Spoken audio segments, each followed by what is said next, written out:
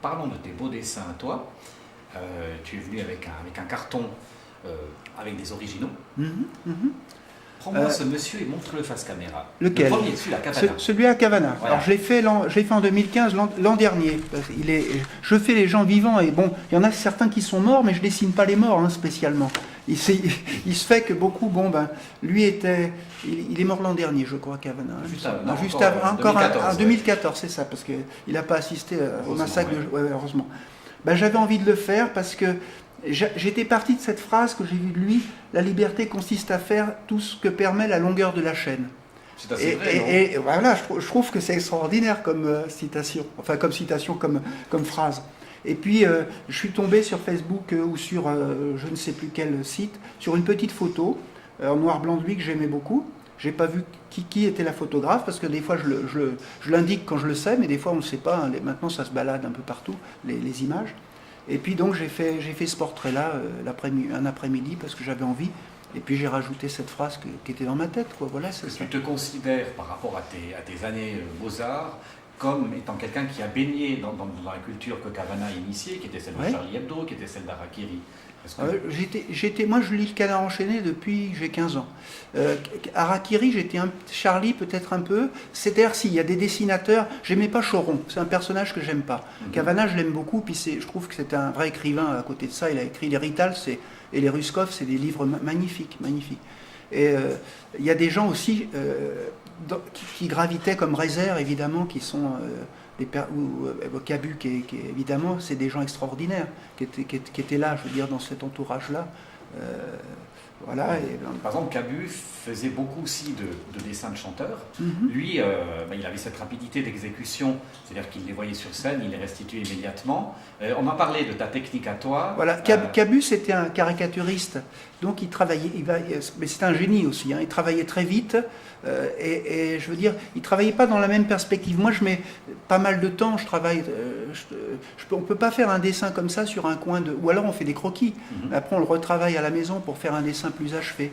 C'est pour ça que je parle plus d'illustration souvent, parce que je fais des dessins. C'est pas mon ami Burki fait du dessin de presse, c'est aussi, il est capable aussi de prendre des gens sur le vif, mais avec un côté caricatural, ce que faisait Cabu aussi, que je ne sais pas trop faire. Enfin, ça m'est arrivé de faire des personnages comme ça, mais c'est pas le même domaine, si tu veux.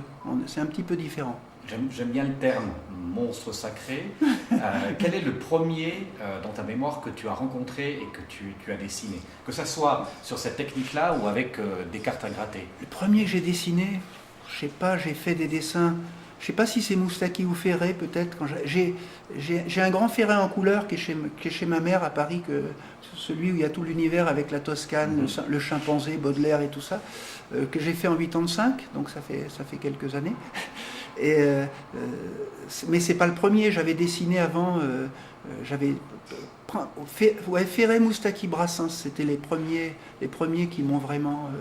je suis pas très amateur de Brel, moins, mais je pense que Brassens et Ferré, puis Moustaki pour le personnage que j'ai eu la chance. Lui, la différence, c'est que je l'ai rencontré par la suite. Donc c'est différent. Donc, la plupart du temps, tu les voyais sur scène, mais après, tu n'étais pas la groupie qui allait, qui allait squatter les coulisses pour entrer à l'intérieur de leur loge. Tu as vu ce que j'ai marqué sur le portrait de Moustaki? J'ai dit que j'étais un amateur plus ou moins éclairé, mais que j'étais pas un fan. Le terme fan, c'est fanatique. Et moi, je ne cherche pas à avoir quelque chose qui appartient à l'artiste ou autre chose. C'est pas du tout En 86... J'avais donné pour Ferré, j'avais été voir le récital sur les poètes de Jazet, et j'avais donné un tirage photo du dessin pour qu'on donne à Ferré en coulisses. Donc le régisseur avait été lui porté, il vous a dit de passer après le concert. Et je ne suis pas allé, je regrette un peu aujourd'hui peut-être, mais j'avais un peu le trac, et puis je me suis dit je vais lui dire des banalités. Et puis l'important c'est qu'il ait eu le dessin que j'avais fait, et puis voilà, c'était... Mais là, il y a des choses magnifiques sur de Ferré. Alors, dans les cartes à gratter, il faut la... Les cartes à gratter, ça date, hein, parce que j'ai fait ça autrefois. Alors je cherche les ferrets, il y en a deux. Voilà, ça c'est un ferret des années 70. Voilà. Et puis j'en ai un que j'avais fait, c'est un ferret 69. Qui est quelque pas là. part. Mais prenons Moustaki aussi, là tu en as deux. Voilà, il y a deux Moustaki. Voilà.